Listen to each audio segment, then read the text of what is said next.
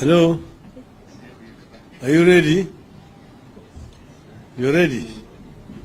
Okay, welcome to this press conference. As you can see here, I have with me here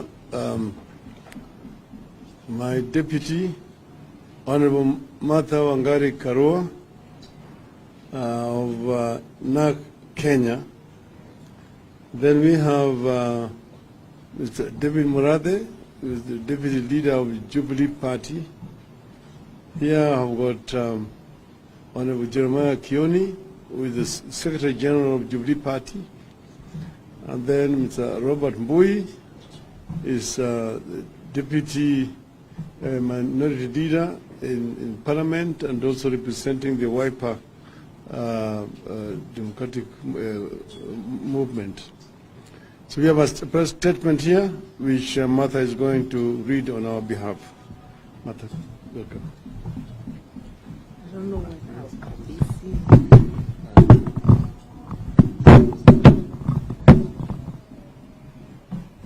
we have a few pronouncements to make regarding our planned 7th of December meeting at the Kamukunji grounds and other matters of national interest. The December 7th Kamukunji meeting, we confirm that the meeting is on as earlier planned. Secondly, we wish to affirm that the Kamukunji event is a public consultative forum. The right to public protest, the right to demonstrate are enshrined in the Constitution. But the Kamukunji meeting is a consultative meeting, and we want to make it very clear that the rights granted by our Constitution cannot be derogated by anyone, not the courts and not any other authority, and must be respected. The meeting will be a coming together of Kenyans to share views on the state of affairs in the country. The meeting is in line with Article 37 of the Constitution on the right to assemble, right to demonstrate, picket, and to petition. Under this article, every person has the right to peaceably and unarmed to assemble, to demonstrate, to picket, and present petitions to public authorities. This is what we'll be doing on the 7th. We will be assembling as granted by the Constitution, peacefully, in an orderly manner, and we have appealed to those attending our meeting to be orderly and peaceful. We are dismayed that those in authority are trying to paint a horror movie. Some of them have even hoped that there will be no deaths, a clear indication that they are the ones planning mayhem. We have just come from campaigns that were so peaceful, there were no serious ugly incidents throughout the country. Where on earth would they get the idea that a public meeting will be unruly? We want to warn anybody bent on trying to disorganize and create mayhem at our meeting to be warned. And for those in charge of the security agencies to do their duty to ensure that they keep peace at our meeting as provided by the Constitution and the law. Our public consultations will be about the 4 IEBC commissioners who have been subjected to gross injustices and forced to resign. The consultations are also about other pressing national issues. On the IEBC, we note it is being cannibalized, the consequences of which shall be grim. We are gathering to discuss this state of affairs and to remind those in authority that all legislation relating to elections in this country is normally negotiated. The law they are trying to amend was negotiated in 2017. Similarly, all laws relating to elections and to IEBC must be negotiated, and we shall not tolerate skewed legislation, partisan legislation, trying to introduce a William Ruto Electoral Commission, not even a Kenya Kwanza, a William Ruto Electoral Commission. The Electoral Commission must be for all Kenyans, not to serve an individual or a faction. An area of grim concern to us, which we intend to deliberate on, is the cannibalization and politicization of the public service, the skewed appointments which we have noticed, and we regard the public service as the foundation of our nation. Nations begin to fail when the civil service fails. We are concerned that the fairly functional public service of Kenya, and which our nation has struggled to build over the years, is being turned upside down by the UDA regime. Civil servants who have painstakingly built careers in public service have been overlooked and bypassed by the Ruto regime, and now being made to answer to failed politicians, crooked businessmen, and mercenary activists who have no experience whatsoever in the functioning of civil service and of government. That is what has happened with the appointments, partly of cabinet and of principal secretaries. As if the appointments of failed politicians, crooked businessmen, and mercenary activists to run ministries is not bad enough, the appointments have been extremely skewed against other regions. We are seeing a massive return of nepotism, tribalism, and favoritism in the public service. These have long demoralized so many officers who have then become mere hostages to a system they believe does not appreciate them. The regime change in 2002 and subsequent regimes strived to professionalize the public service and by and large allowed career civil servants to be in charge. Now, Ruto has turned that upside down. The result is going to be a host of frustrated officers who stay on just to secure pension and who turn to other ways to supplement income. We have always, as a nation, given our civil servants the assurance that if they work hard, maintain a clean record, exercise discipline, nothing will stand between them and rising to the top. Ruto has betrayed them. When a failed politician or mercenary or party activist is suddenly imposed on senior civil servants, like directors and senior assistant secretaries who were looking forward to advancing their careers in public service, we cannot expect such officers to continue being committed to their jobs and to give our nation their all. We want our public service to attract and retain men and women of quality. Public service must have the pace of Kenya. It can't be 2 or 10 communities. It must reflect the pace of Kenya, which is 47 communities. What we have today is unprofessional, skewed, and unacceptable.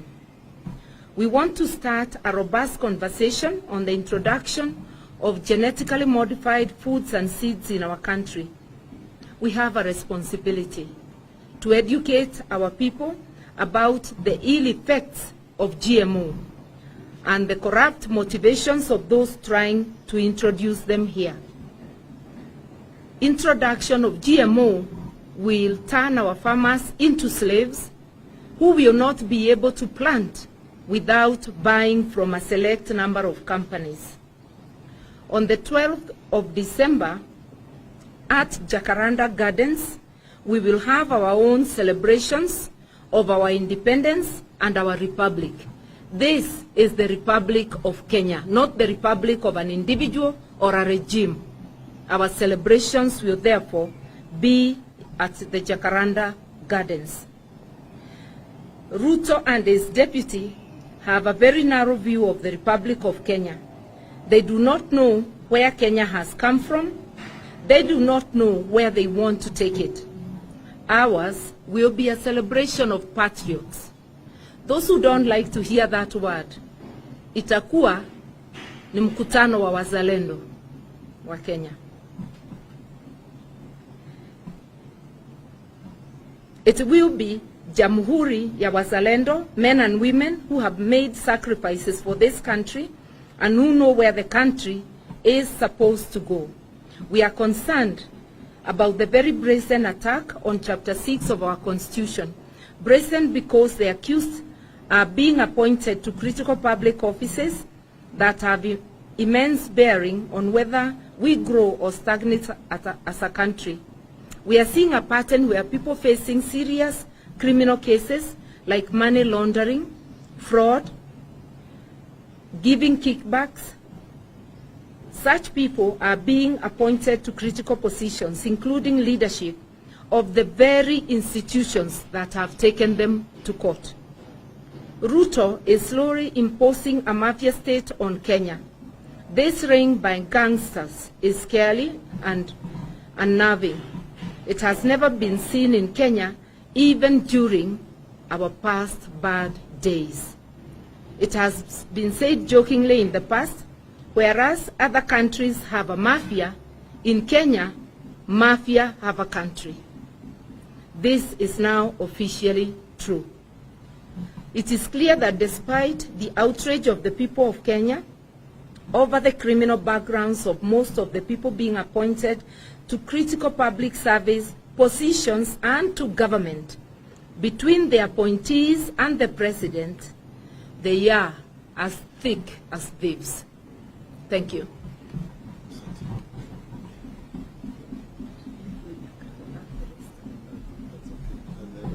End of the that's end of the statements.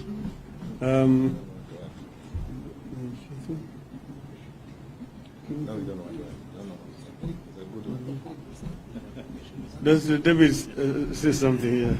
Haya. Sasa habari yenu? Now, the most important thing we are trying to pass a message is that Kenyans should not sit back and watch as the country goes down to the dogs. These so-called new kids on the block have been in government. There's nothing new. In fact, they're just reinstating those old bad days, and we are cautioning Kenyans and alerting them that the era of dictatorship is back with us, and that Kenyans should not sit back and allow these people that comfort of thinking that they can subdue all of us. We will not let that happen. And we are going to engage them because that is what is right for this country. Asanteni sana. I just want to add here, there's been allegation in the media that Azimio Baratika. As you can see here, Honorable Martha Karua represents NARC Kenya. Honorable David Murade here and Jeremiah Kioni here represent Jubilee. And Honorable Robert Mbui here represents Wiper Party.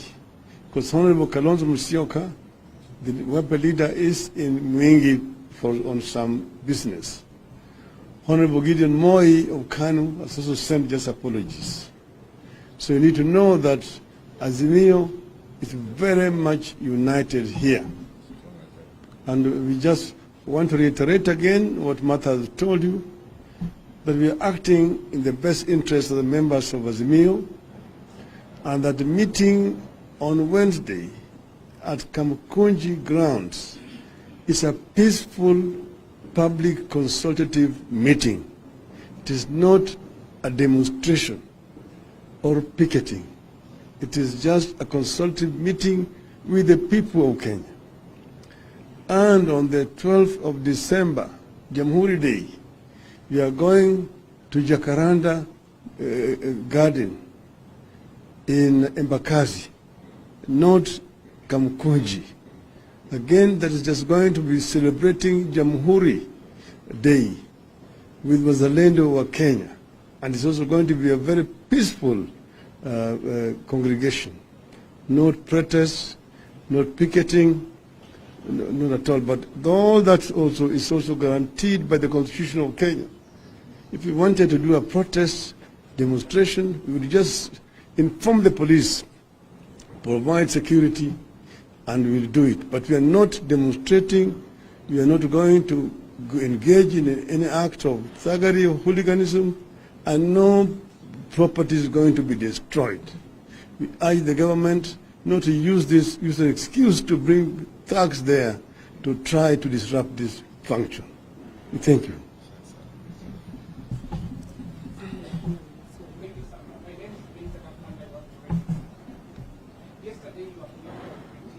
Yeah.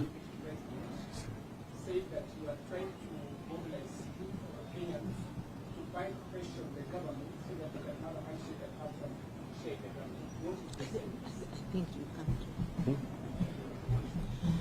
You surely do not expect our leader to be responding to everybody who says something unfounded.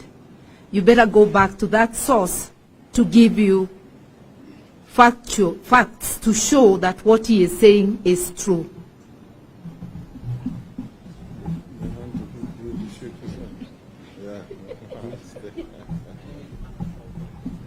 Yeah.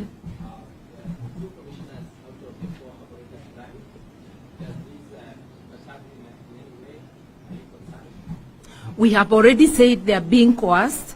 Remember, commissioners represent the people. Anybody given public office represents the people. What we can see is coercion, and we can see the end game. William Ruto wants a William Ruto commission. This is what we must resist. The final one.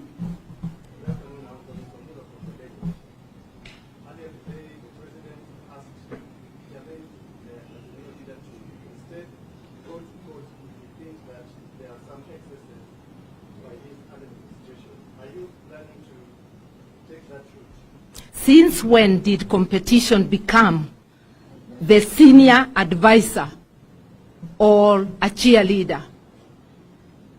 Let us be serious and let people do whatever they feel befits them in the position they stand.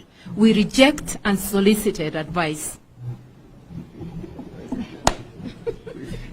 On that note,